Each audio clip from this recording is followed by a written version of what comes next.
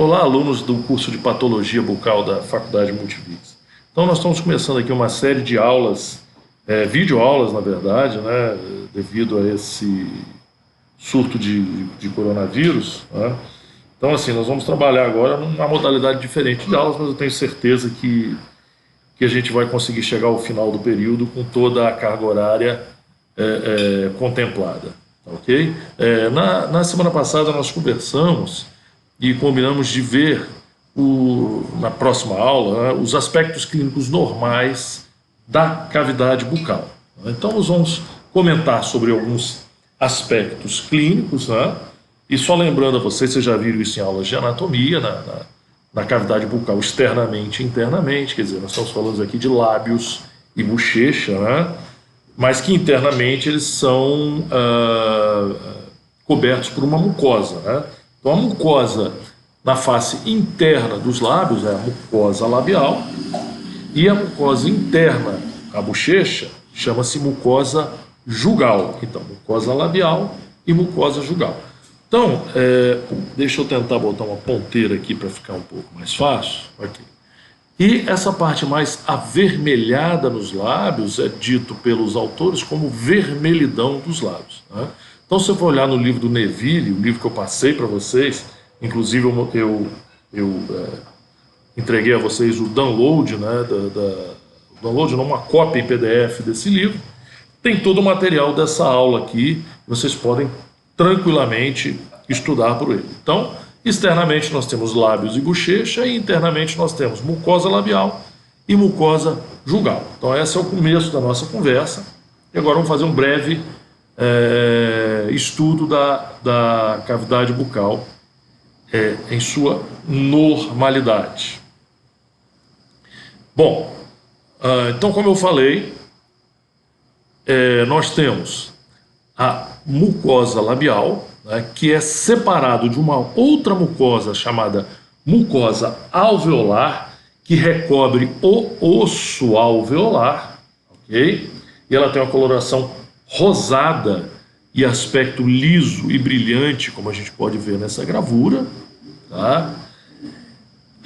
E é separada da mucosa labial pelo chamado fórnice do vestíbulo, também conhecido como fundo de saco de vestíbulo, tá? Então a porção mais superior do seu lábio é o fórnice ou fundo de saco de vestíbulo. Faz parte também da anatomia os freios, freio labial superior e o freio lateral direito e esquerdo, tá ok? Então o freio labial, muitas vezes, quando ele é muito pronunciado, toda vez que o indivíduo sorri ou abre muito a boca, ele acaba tendendo a separar os incisivos superiores e formam aí os chamados diastemas, ou seja, a separação dos incisivos, tá ok? Então, muitas vezes o paciente tem que fazer uma cirurgia chamada frenectomia para remover esse freio, né, e depois um tratamento ortodôntico para poder juntar os incisivos centrais, ok? O freio, tanto o freio labial superior como os freios laterais, também são importantes para quando vocês aprenderem a realizar moldagem para prótese total, ou seja, para dentadura, né? Então tem que moldar muito bem essa região com material de moldagem para você depois você reproduzir uma dentadura. Se você não moldar essa região, não copiar essa região muito bem na hora de fazer uma dentadura, toda vez que a pessoa sorri, que ela estica o freio labial tanto anterior, né, quanto os laterais, a dentadura acaba pulando da boca. Até por isso, provavelmente, ela tem o nome de perereca, né? Então tem que moldar muito bem essa região, ok?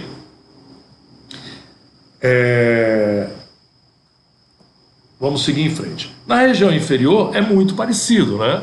Então temos aqui também o freio labial, o fórnice do vestíbulo, os freios laterais e aqui a mucosa labial. Então mucosa labial, fórnice do vestíbulo, também chamado fundo de saco do vestíbulo, mucosa alveolar e o freio lateral direito e esquerdo e o freio labial inferior.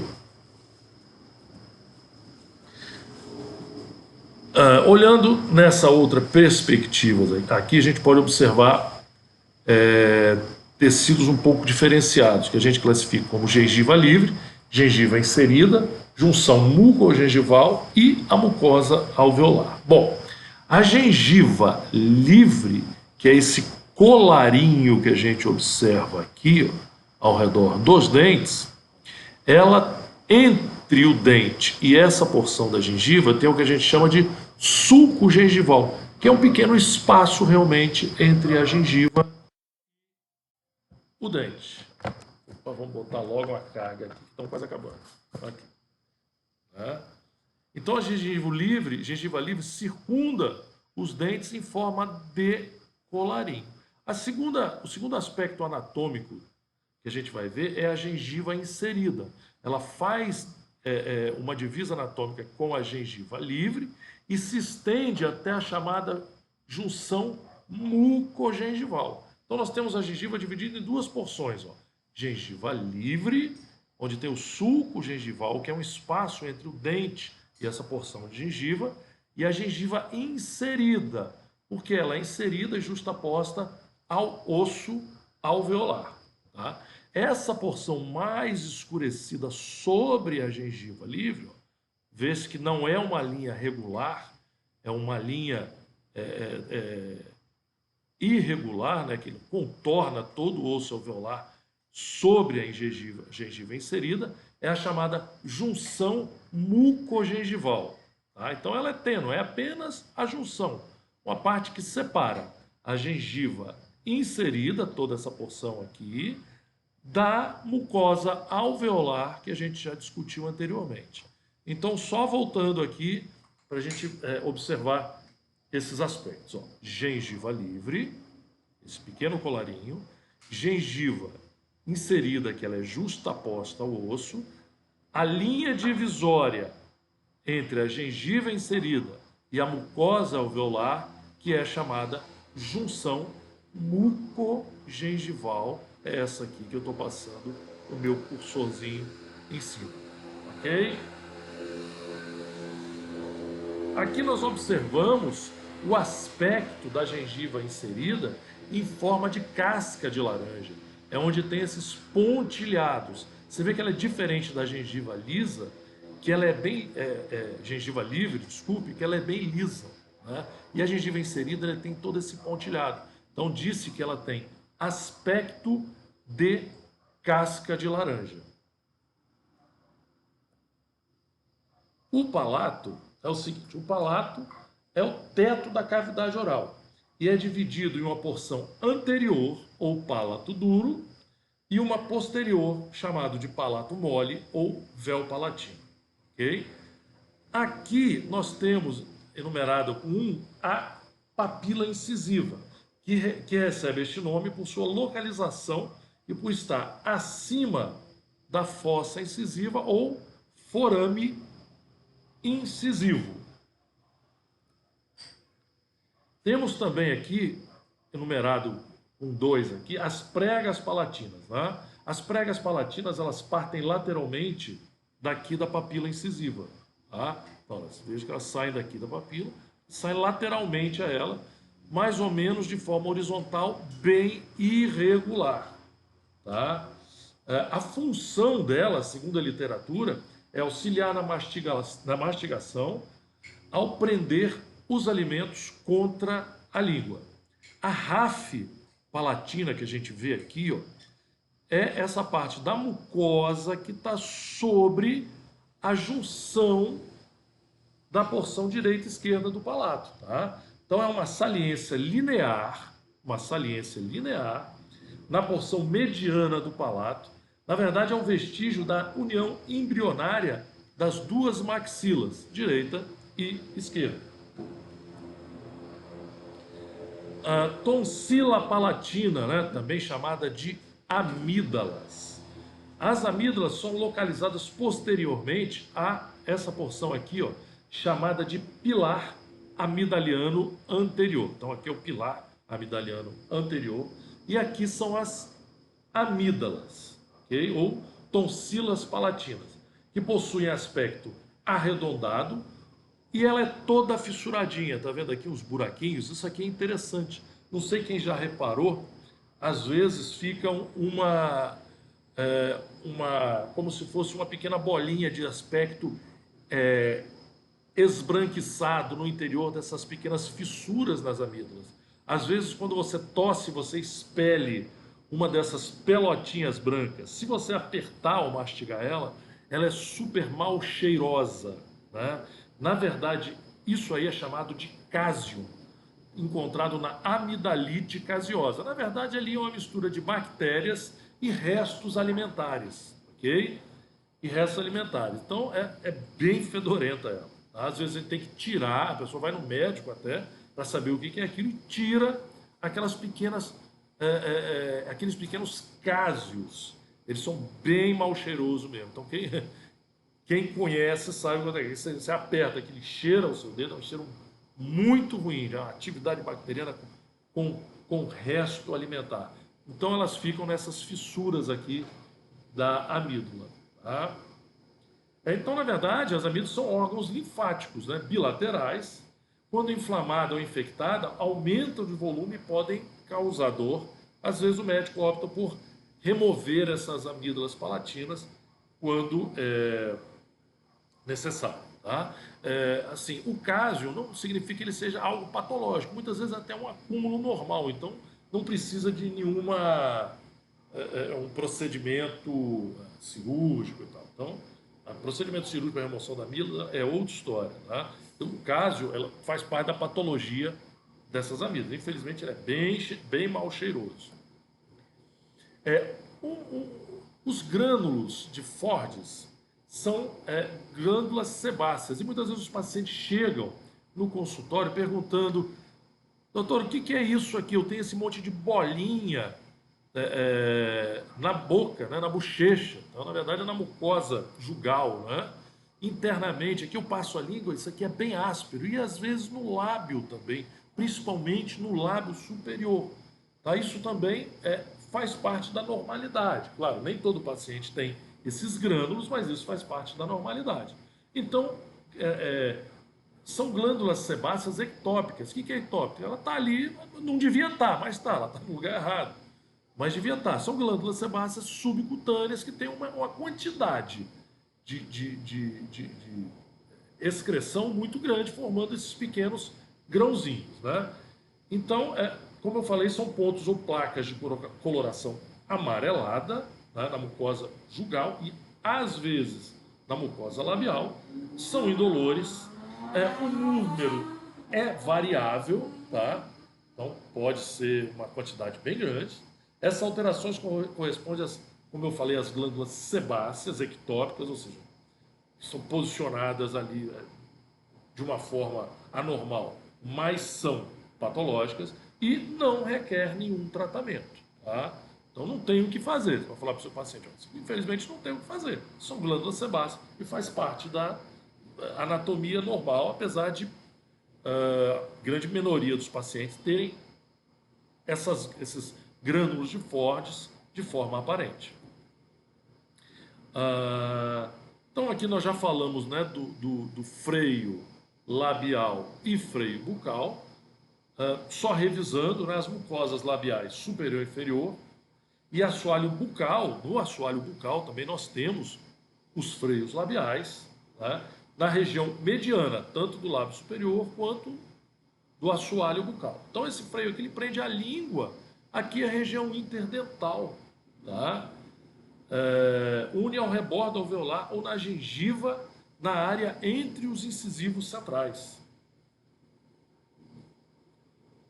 Se a inserção dessas bridas, né, ou dessas pregas, ou desses freios, forem de volume demasiado, for de volume muito grande, ocorrerá a instabilidade de prótese, como eu falei com vocês. Né? Então, você pode sorrir ou abrir bem a boca, essa prótese se deslocar. Ok? E como eu falei também, só relembrando, né, pode haver diastema no caso da inserção dessas bridas, desse freio, estender-se até a região entre os incisivos. Nesse caso, apenas nesse caso, está indicada, como eu já falei antes, a remoção cirúrgica, também chamada de frenectomia ou frenulectomia. Então aqui a gente pode ver, né, a inserção desse freio bem entre o espaço interdental aqui dos incisivos centrais inferiores, e note-se que há um afastamento dos incisivos, tá? Causado pelo quê? Pela inserção muito alta desse freio na papila interdental, que a papila interdental é essa gengiva entre os dentes, esse triângulo aqui formado pela gengiva entre os dentes, e toda vez que o paciente abre a boca ou mexe com a língua, a gente acaba forçando para a lateral esses incisivos e abrindo esse espaço. Aqui não é totalmente um diastema, porque aqui na incisal está tocando, né? Mas muitas vezes há uma separação bem grande desses dentes por causa da inserção muito alta do freio lingual e nos dentes inferiores, na mandíbula, ou também na superior, na maxila, né? Os incisivos centrais superiores. Ok? Papila parotídea proeminente. Bom, se todo mundo lembra lá da anatomia, nós temos uma glândula importante aqui, que é a glândula parotídea. Se vocês tocarem a região posterior da face, vocês vão conseguir apalpar um pequeno cordão, né, que na verdade é um ducto sobre o músculo, tá, que leva, esse ducto vai desembocar nessa região que é chamada papila parotídea. Então a papila parotídea, ela pode às vezes ser proeminente, bem volumosa e causar estranheza para alguns pacientes. E vem indagar a gente no consultório o que exatamente é essa área proeminente, tá? Então é exatamente aqui na papila parotídea que desemboca o ducto da glândula parótida.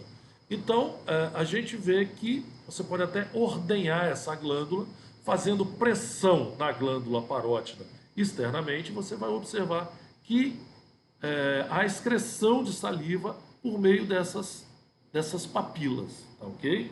E, na verdade, faz parte da anatomia normal da mucosa jugal, tá? O que acontece às vezes é que, devido à excreção de saliva, há uma deposição muito grande de cálculo dental ou tártaro nessa região. Então, por causa da localização da papila parotídea, muitas vezes você verifica muito cálculo e tem que fazer uma raspagem, uma limpeza, vamos dizer assim, que vocês ainda não têm muito conhecimento técnico sobre periodontia, né? Junta-se muito tártaro nessa região aqui, tem que ser bem limpo no momento que a gente realiza uma limpeza ou raspagem.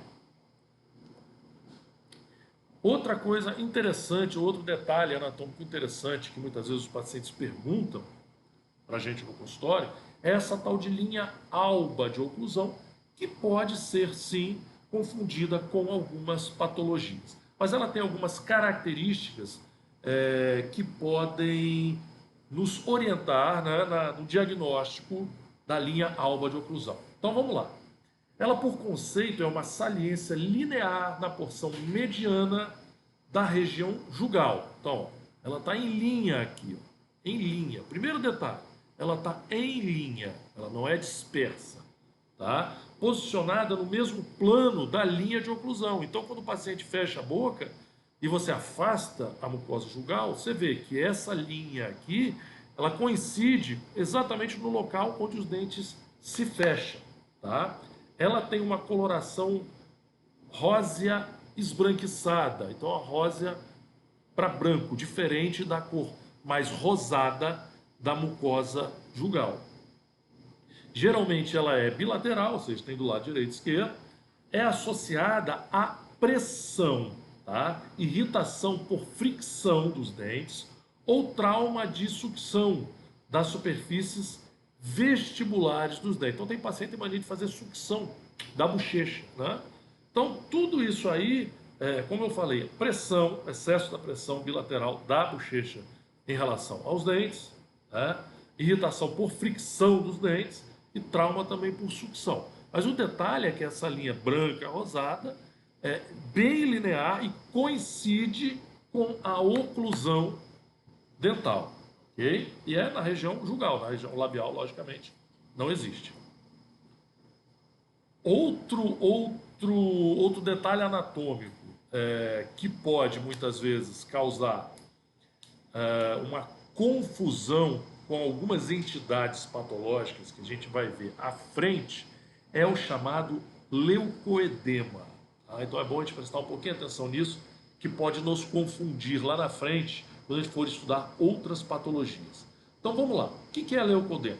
É uma alteração genética e hereditária de coloração branco-acidentada que é presente de forma difusa. Alguns autores falam que ela tem uma aparência cremosa. É como se você tivesse passado um creme nessa região. Tá? Tem um padrão uniforme, né? Você vê que ela é bem por igual na região onde ela existe. Tá? E um pouco opaca, que acomete a mucosa jugal de ambos os lados. Então ela é bilateral. Ela é normal, né? Mas se você se desconfiar que ela pode ser alguma patologia, faz-se a biópsia. Geralmente, realmente, a maioria das vezes é fácil de diagnóstico. Né? Daqui a pouco vocês vão ver como. Mas biópsia em caso de leucodema demonstra aumento da espessura do epitélio dessa região com edema intracelular. Tá? Então é um edema da célula da mucosa jugal. Então nada de patológico. Ok? Em alguns casos ela pode ser severa e parecer até com escamas, como se fossem escamas de peixe. Então assim, ela é mais proeminente e é mais observável em pessoas negras. Na verdade, como ela tem uma coloração branco acinzentadas, em pessoas com pele mais clara, talvez não se perceba que o leucodema existe. Talvez por isso disse que ele aparece mais em pessoas negras. Ok? Então aqui a superfície aparece como escama de peixe ou meio preguiada, aparecem pregas ou estriadas, esbranquiçadas e levemente rugoso. Então, ela, como eu falei, é uma condição benigna, comum, nenhum tratamento é necessário, desaparece, olha só, isso aqui é importante para fazer a diferença entre o leucoedema e algumas patologias que a gente vai ver à frente. O leucoedema ele parece desaparecer após o estiramento da mucosa jugal. Então, se você apertar a mucosa jugal de fora para dentro, né, você vai ver que, olha só, essa aqui é anterior, né, o aspecto esbranquiçado difuso da mucosa jugal, e aqui o desaparecimento do aspecto esbranquiçado quando a mucosa é distendida. Então você segura no seu lábio com o seu indicador, com o polegar você pressiona a mucosa jugal. Você vai ver que ela vai adquirir uma coloração normal. Se for alguma patologia diferente, né? Se for, leucoedema não é uma patologia, mas se for alguma patologia, você vai distender a mucosa jugal e esse aspecto esbranquiçado vai continuar. Okay? Então essa é a forma de se fazer o diagnóstico diferencial do leucoedema. Então olha só, veja bem como é que o leucoedema pode também ser parecido com outras lesões que têm características esbranquiçadas da mucosa jugal. Por exemplo, a candidíase, o líquen plano e a leucoplasia. Muitas vezes aqui está parecendo bem distinto e bem diferente, mas em algumas situações ela vai ser muito próxima, muito parecida. Então essa forma de diagnóstico, a distensão da mucosa usando o indicador e o polegar, pressionando a mucosa e observando, né, e ela desaparecendo essa região esbranquiçada mostrada aqui nessa figura 1, nos auxilia no diagnóstico. As outras, né, as patologias, leucoplasia, líquen plano e candidíase, se você fizer essa manobra, esse aspecto esbranquiçado mostrado aqui no leucoedema não vai desaparecer. A melanoplasia ou pigmentação melânica racial. Então, o que é isso? Isso corresponde à mancha de coloração escura que acomete principalmente a gengiva, podendo estar presente também na mucosa jugal, no palato, língua e também no lábio. Essa manifestação corresponde a uma pigmentação por melanina, às vezes bastante intensa, trazendo algum desconforto ao paciente no que se refere à sua estética. Então, quando o paciente sorri, esteticamente não é muito agradável, ok?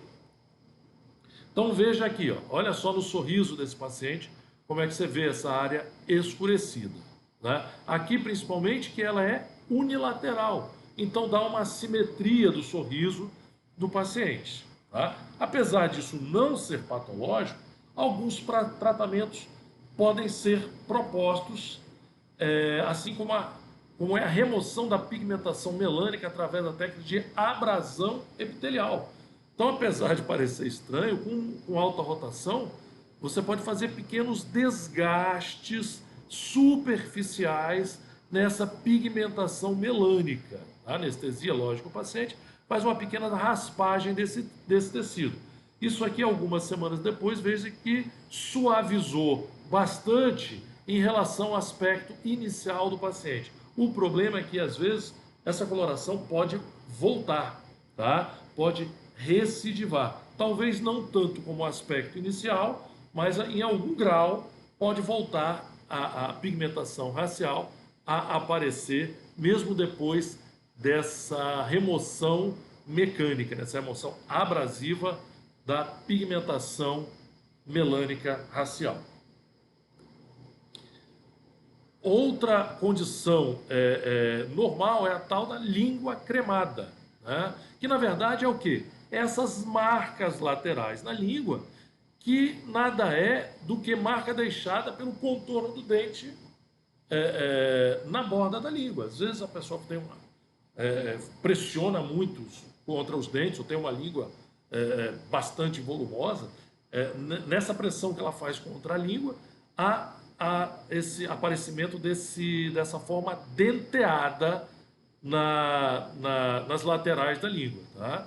Apesar de parecer um pouco estranho, mas ela é perfeitamente normal, nenhum tratamento é necessário.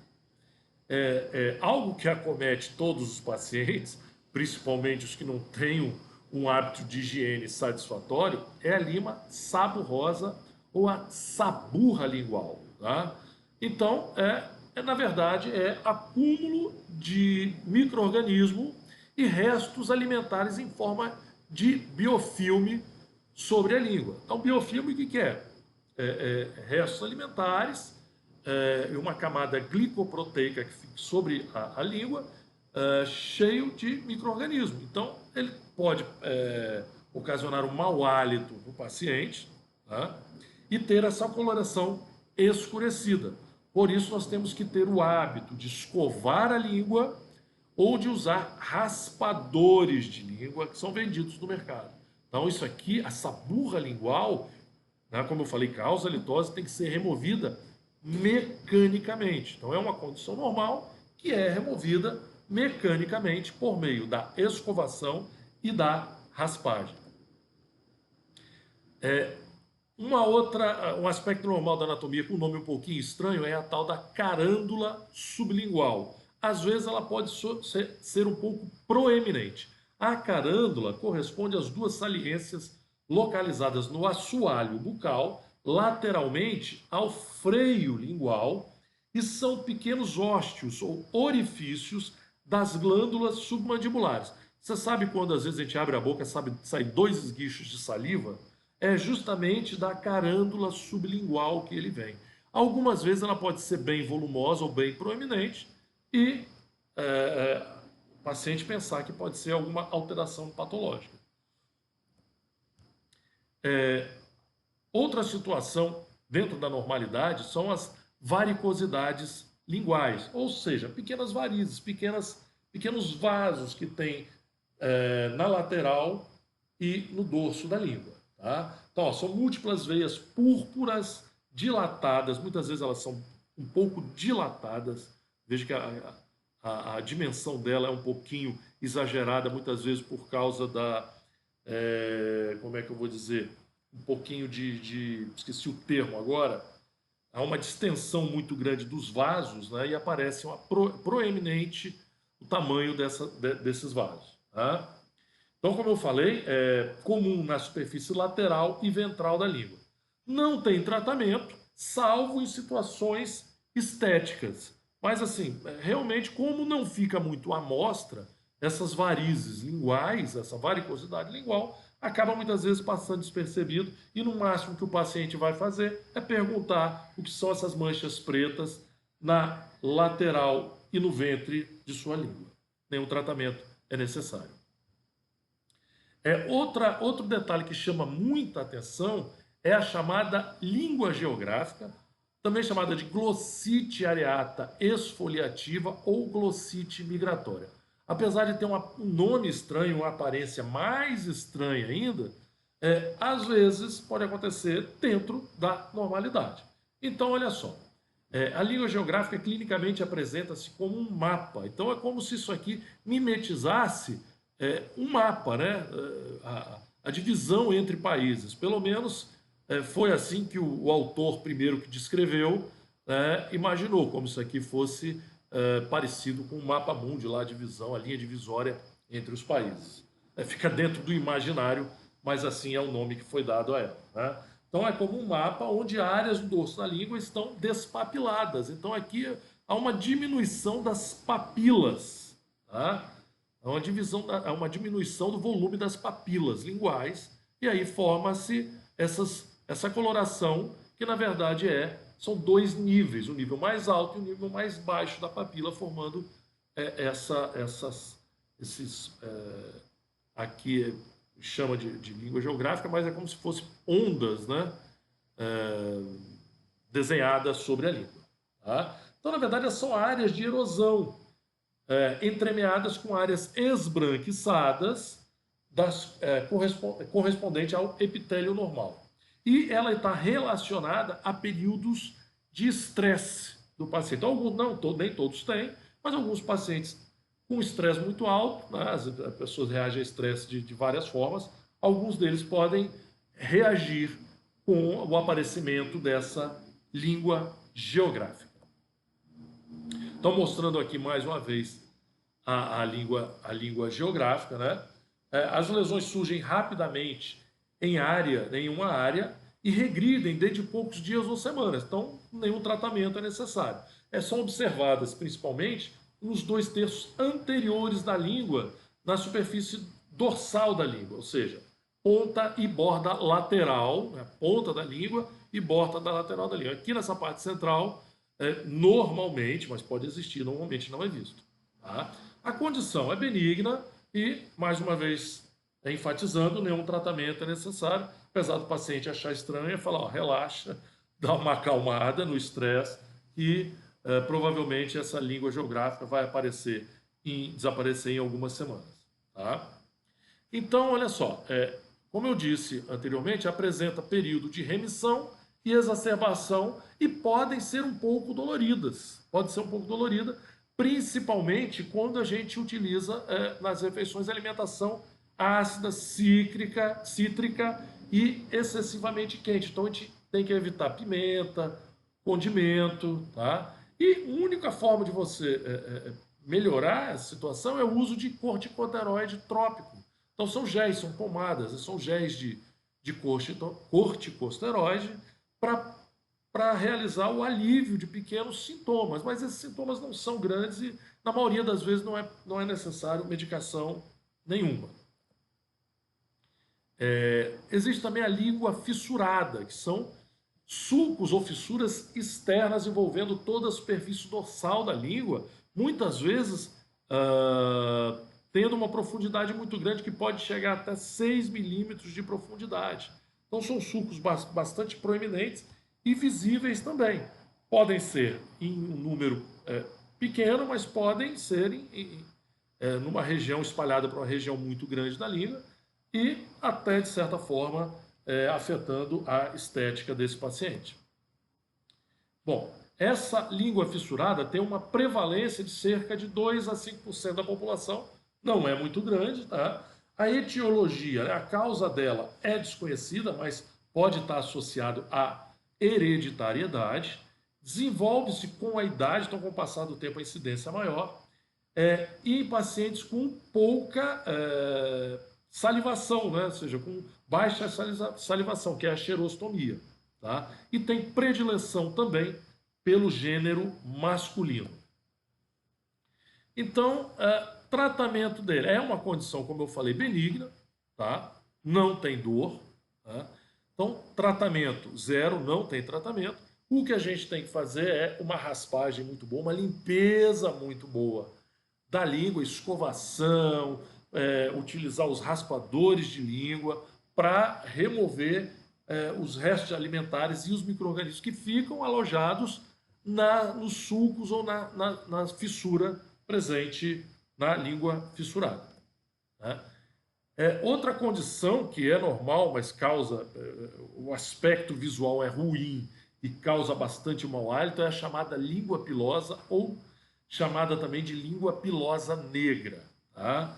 Então, na verdade, a língua pilosa são papilas filiformes acastanhadas muito longas. Então, essas são as papilas da língua mesmo, que estão um tamanho um pouco exagerado, mais comprida, resultando numa aparência semelhante a pelo.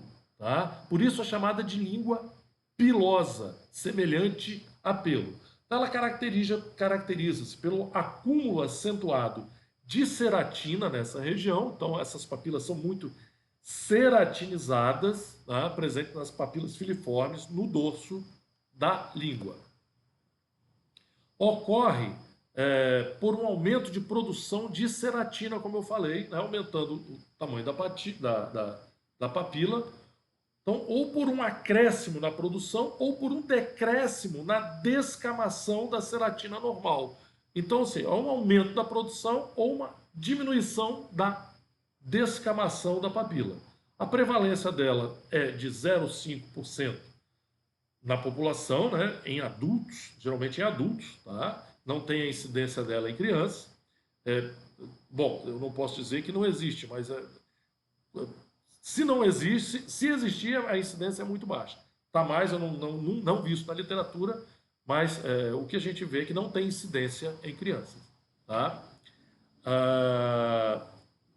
Então, existe muito em pacientes tabagistas e quem tem a falta de higiene oral. Tá? Então, tem que limpar muito bem, raspar muito bem a língua pilosa. Tá? Então, quando você faz a raspagem, você também causa a descamação desses, entre aspas, pelos, né? Dessas papilas muito prolongadas. Então, você fazendo a raspagem, além de melhorar esse mau hálito natural, né?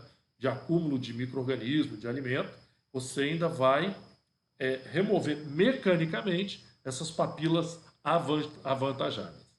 Então, normalmente, assim como nós estamos vendo aqui, elas são acastanhadas, ou amareladas, ou ainda, muitas vezes, enegrecidas. Aí vai depender da sua alimentação, do que causou a formação dessa língua pilosa. Né?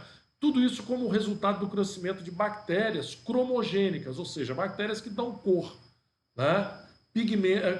Pode ser também, como eu falei, oriundas de tabaco, né, do fumo, que também causa pigmentação em dentes e língua, e do seu tipo de alimentação. Então, pacientes queixam de uma certa sensação de náusea e de um gosto desagradável na boca. Né? Então, assim, não tem sintoma nenhum, mas o remédio para a língua pilosa é a higiene e a raspagem lingual.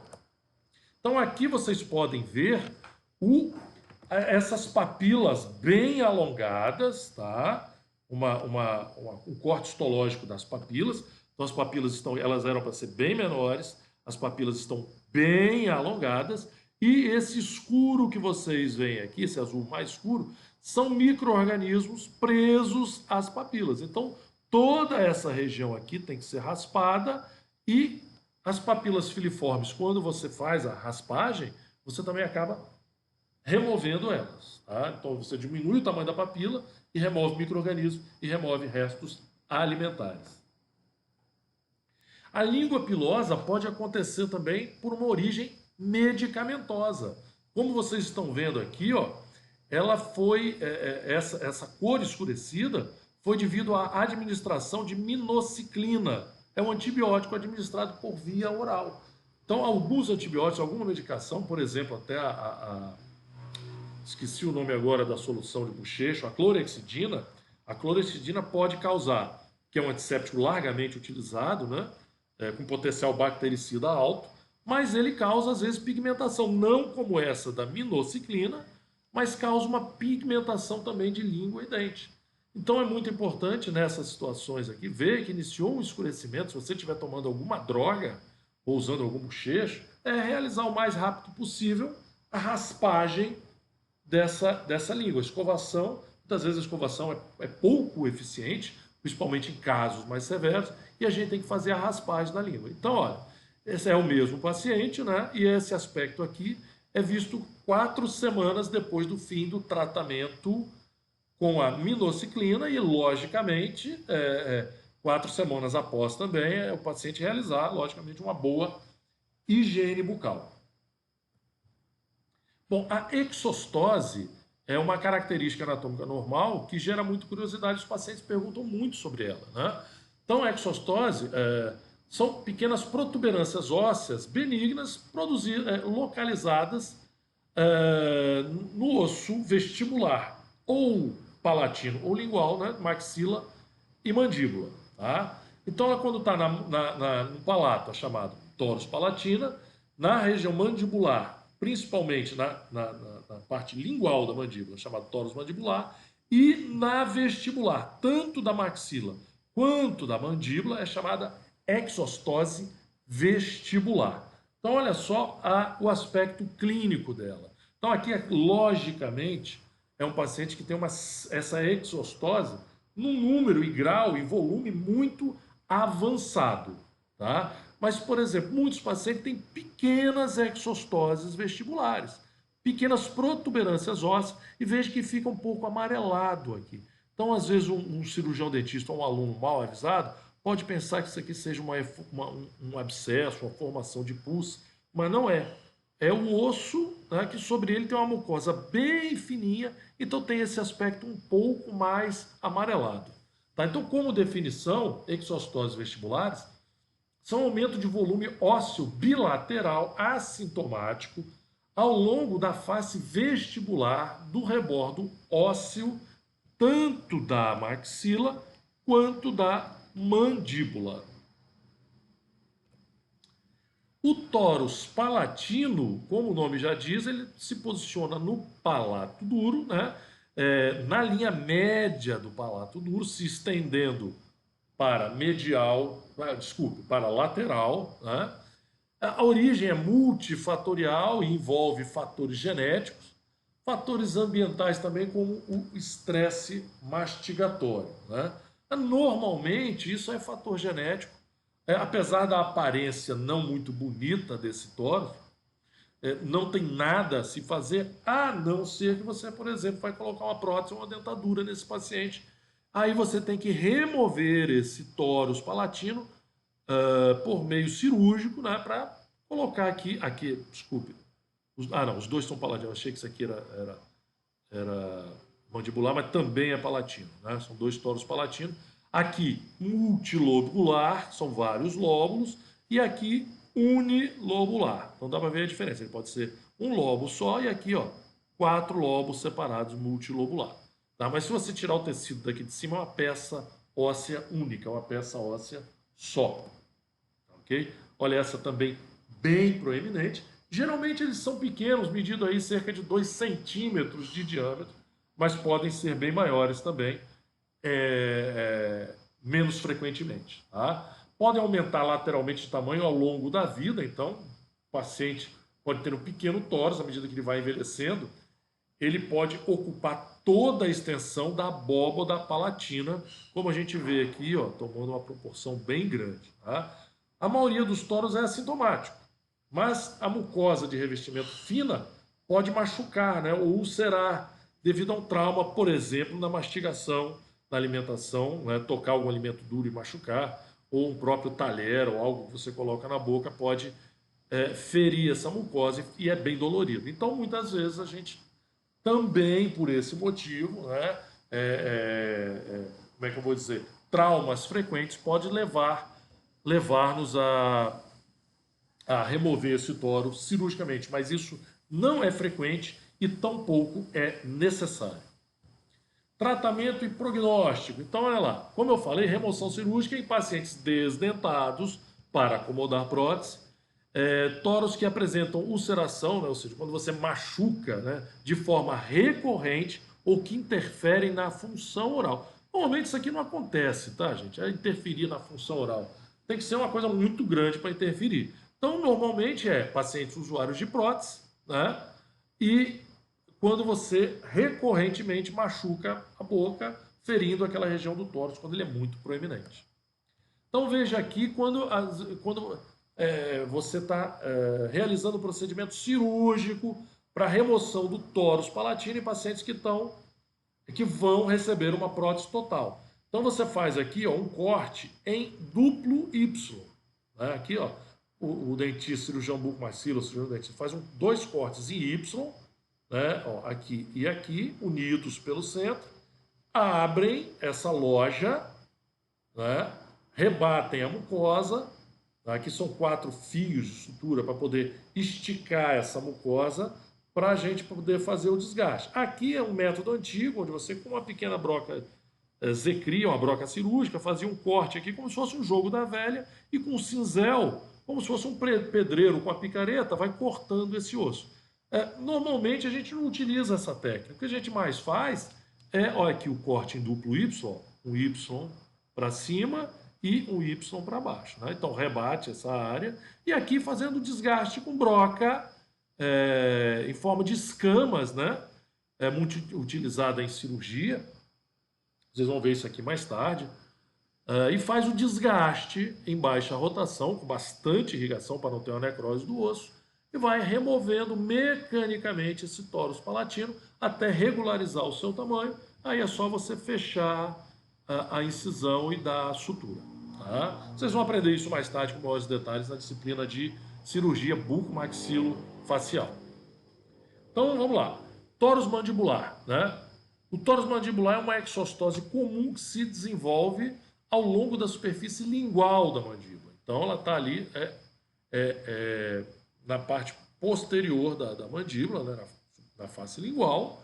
Também pode ter um tamanho bem volumoso, tá? É bilateral também.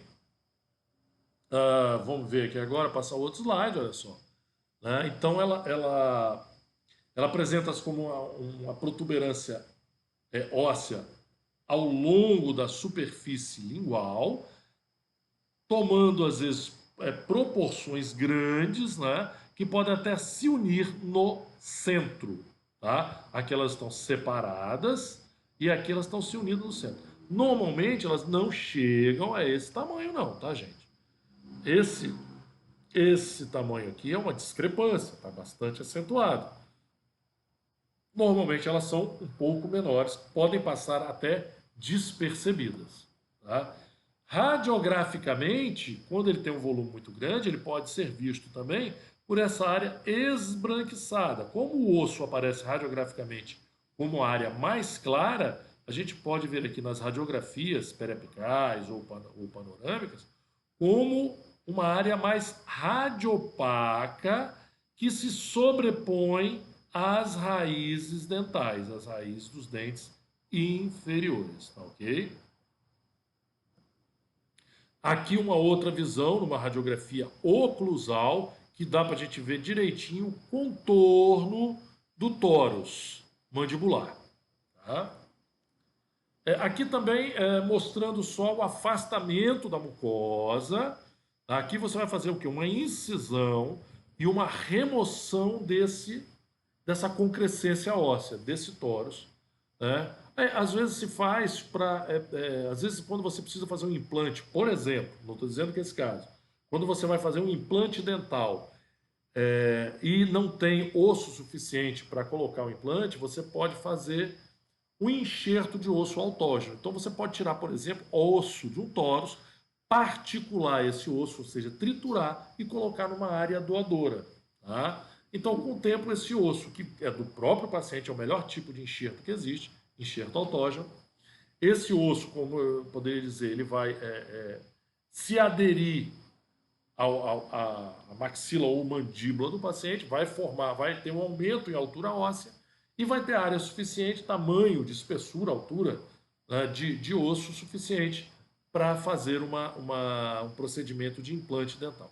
Mas isso é uma outra história que vocês vão ver lá na disciplina de implantodontia.